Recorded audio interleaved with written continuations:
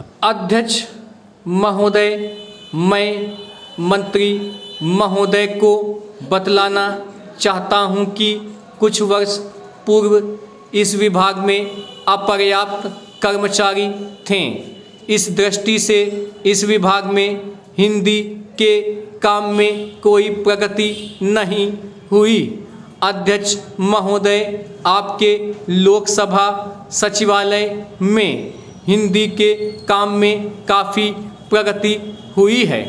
इस समय लोकसभा की कार्यवाही दोनों भाषाओं में चल रही है, लेकिन अगर इस काम में हमारा सूचना मंत्रालय अपनी भाषा नीति के कारण पिछड़ा रहा तो यह बड़े दुख की बात होगी।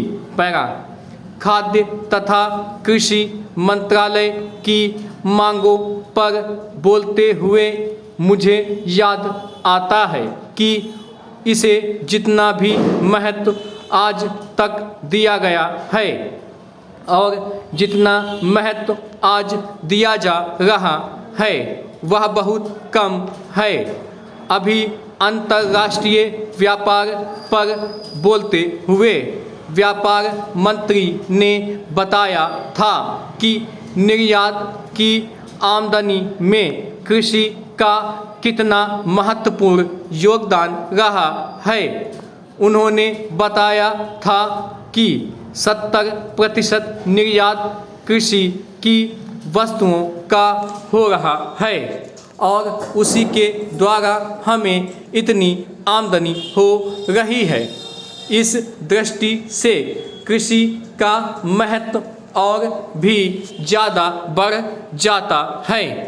उन्होंने यह भी बताया था कि यदि कृषि उत्पादन केवल 5% और बढ़ जाए तो निर्यात से हम 100 करोड़ रुपए के लगभग अपनी आमदनी को और ज़्यादा बढ़ा सकते हैं। इतना महत्व इसका होने के बावजूद भी मुझे बड़ा खेद है और सचमुच यह बड़े दुख की बात है कि आप कृषि के ऊपर जिसमें 100 करोड़ रुपया कमाने की क्षमता है, 1 करोड़ रुपया भी खर्च करने के लिए तैयार नहीं हैं। मैं तो यहाँ तक कहूँगा कि जिसे हम औद्योगिक उत्पादन मानते हैं उस प्रकार का उत्पादन आज भी हमारे देश में नहीं हो रहा है।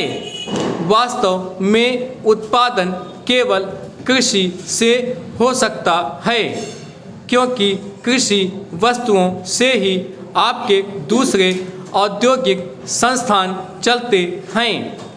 यदि रुई देश में पैदा ना हो तो कपड़ा कैसे बन सकता है? यदि मूंगफली देश में पैदा ना हो तो वनस्पति घी देश में पैदा नहीं हो सकता। इसलिए हमारा सारा उत्पादन कृषि वस्तुओं पर ही निर्भर है। इसी तरह से खनिज पदार्थों की स्थिति है। यदि खनिज पदार्थ निकालने पर ज़्यादा जोर दिया जाए तो उससे न केवल उत्पादन बढ़ेगा, हमारे उद्योगों को काम मिलेगा, बल्कि विदेशी मुद्रा भी बहुत बड़ी मात्रा में कमाई जा सकती है। हमारे देश में हर प्रकार की वस्तुओं का बहुत बड़ा भंडार हमारी भूमि में उपलब्ध है।